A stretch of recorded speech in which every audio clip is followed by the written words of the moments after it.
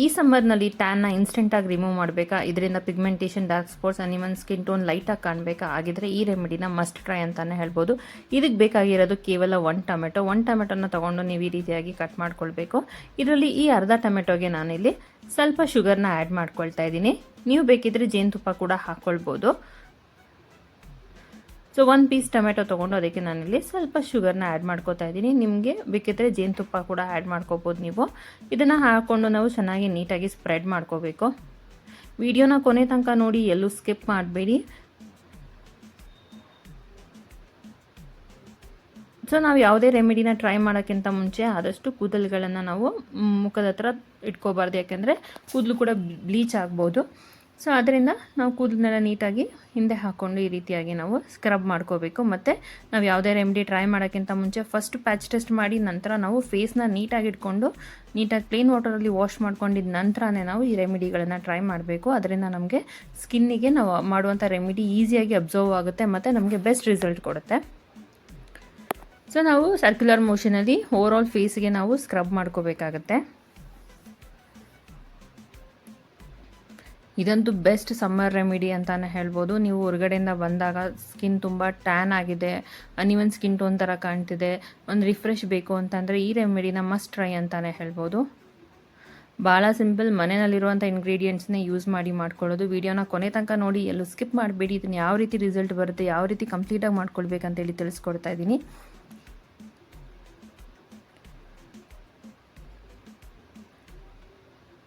ಇದಂತೂ ಭಾಳ ಸಿಂಪಲ್, ಯಾರು ಬೇಕಾದರೂ ಟ್ರೈ ಮಾಡ್ಬೋದು. ಆದರೆ ಒಂದ್ಸಲಿ ಪ್ಯಾಚ್ ಟೆಸ್ಟ್ ಮಾಡಿ ನಂತರ ಮುಖಕ್ಕೆ ಟ್ರೈ ಮಾಡಿ.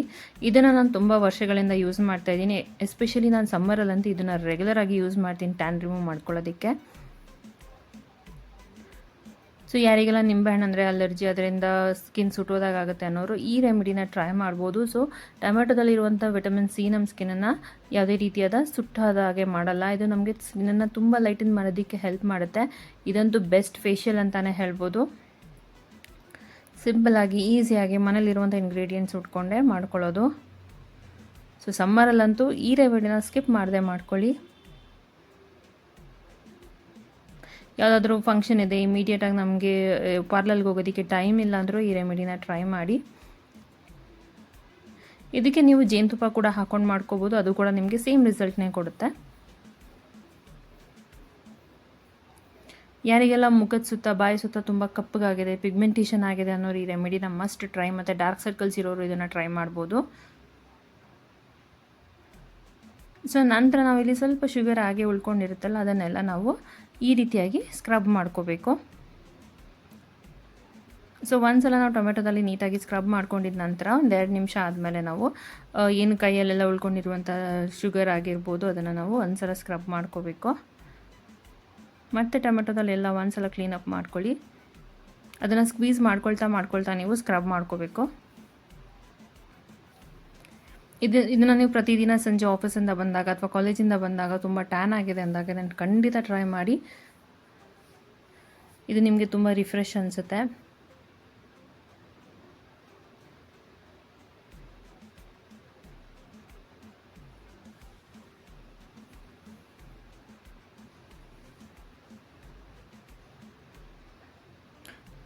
ಸೊ ನಂತರ ನಾನು ಈ ರೀತಿ ಕೈಯಲ್ಲಿ ಮತ್ತೆ ಒಂದ್ಸಲ ನಾನು ನೀಟಾಗಿ ಸ್ಕ್ರಬ್ ಮಾಡ್ಕೊಳ್ತೀನಿ. ಅಂದರೆ ಅದು ನಮಗೆ ಅಂಟೋದಕ್ಕೆ ಶುರುವಾಗಬೇಕು, ಅಲ್ಲಿ ತನಕ ನಾವು ಸ್ಕ್ರಬ್ ಮಾಡ್ಕೋಬೇಕು.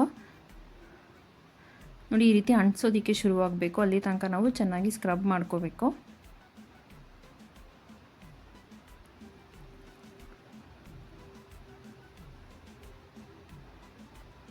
ನಂತರ ನಾವು ಫೇಸ್ ವಾಶ್ ಮಾಡ್ಕೋಬೇಕಾಗತ್ತೆ. ಇದರ ಅಂಟಿಸೋದಕ್ಕೆ ಶುರುವಾದಮೇಲೆ ನಾವು ನೀಟಾಗಿ ಪ್ಲೇನ್ ವಾಟರಲ್ಲಿ ನಾವು ಈ ಥರ ಫೇಸ್ ವಾಶ್ ಮಾಡಿಕೊಂಡು ನಾವು ಬೇಕಿದ್ರೆ ಯಾವ್ದಾದ್ರು ಮಾಯ್ಶ್ಚರೈಸರ್ನ ಕೂಡ ಅಪ್ಲೈ ಮಾಡ್ಕೋಬೋದು. ನೋಡ್ಬೋದು ನೀವು ಇನ್ಸ್ಟೆಂಟಾಗಿಯೇ ನಮಗೆ ಯಾವ ರೀತಿಯಾಗಿ ಗ್ಲೋ ಬರುತ್ತೆ ಅಂತ ಹೇಳಿ.